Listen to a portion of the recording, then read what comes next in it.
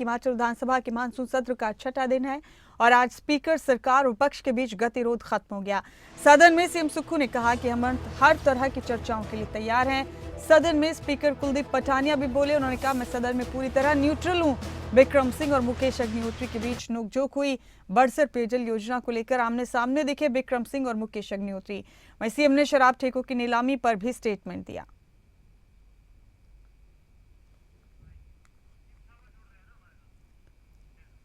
और मेरे साथ प्रदीप ठाकुर हमारे ब्यूरो हेड जुड़ चुके हैं शिमला से, उन्हीं का रुख करेंगे। प्रदीप, आज छठे दिन की कार्यवाही में सबसे खास बात यह रही कि स्पीकर, सरकार और विपक्ष के बीच गतिरोध खत्म हो गया। फिर सभी ने अपनी अपनी बात भी रखी। बताइए जरा, कैसा रहा आज का दिन?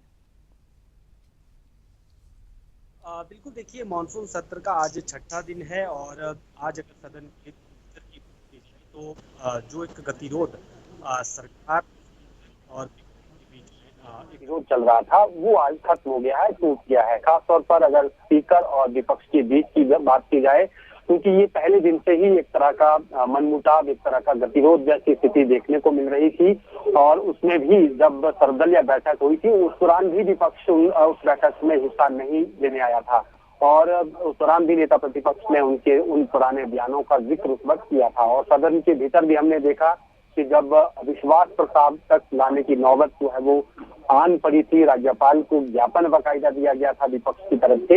ये सारा घटनाक्रम हुआ और उसके बाद कहीं ना कहीं आज जो सदन जब 11 बजे शुरू हुआ तो इस विषय को लेकर चर्चा शुरू हुई और पॉइंट ऑफ ऑर्डर के जरिए नेता विपक्ष जयराम ठाकुर वहां पर बोलने उठे और उस दौरान फिर सबने अपनी अपनी बात कही। मुख्यमंत्री ने कहा, हम आपकी हर चर्चा में हिस्सा लेने को तैयार है। स्पीकर ने भी कहा कि मैं पूरी तरह से न्यूट्रल होकर काम कर रहा हूँ, नियमों के मुताबिक काम कर रहा हूँ और सदन के बाहर में एक राजनीतिक व्यक्ति हूँ। और कई बार हमने देखा है कि बयानबाजियां नेताओं की तरफ से दी जाती हैं और जब वो चुनावी माहौल था उस दौरान हमने कुछ बातें कही हैं तो उनको वहीं तक रहने दिया जाना चाहिए।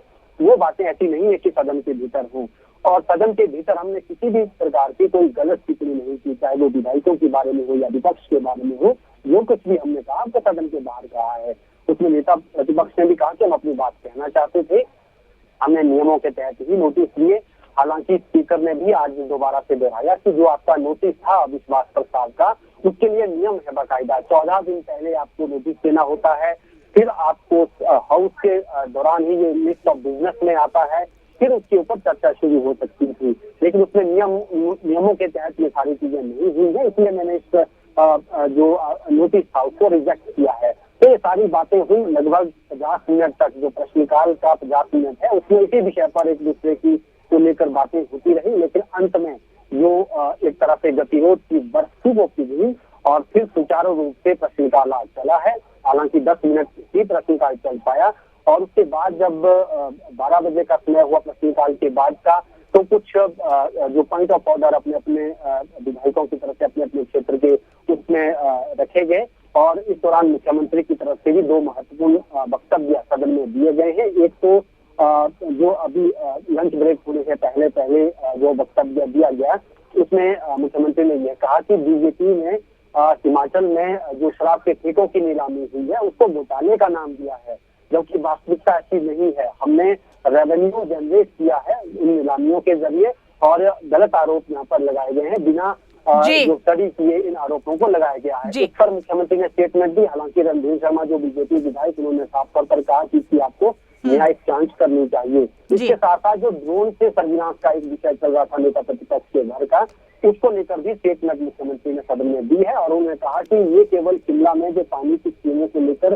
जियो मैपिंग हो रही है, भौतिक मैपिंग ये सारी कुल मिलाकर की जा रही है और इसका कोई ऐसा जो मैपिंग की जा रही है इसका किसी प्रकार का दूसरा यूज नहीं किया जाएगा। तो ये स्टेटमेंट भी यहाँ पर दी गई है। तो ऐसे में हम कह सकते हैं कि जो गतिरोध है वो हो चुका है। अब देखना ये होगा कि आगे चर्चाएं जो आर्थिक संकट पर सरकार से विपक्ष ने चर्चा मांगी है, क्या उस पर चर्चा होती है या फिर उसमें अगर विषय उठते हैं तो किस किस तरह के विषय उठेंगे। क्योंकि आज भी देखा गया कि आज 3 तारीख है, लेकिन कर्मचारियों को सैलरी और पेंशन सरकारी कर्मचारियों को नहीं मिली है। शुक्रिया प्रदीप आपका इस जानकारी के लिए, बेहद शुक्रिया।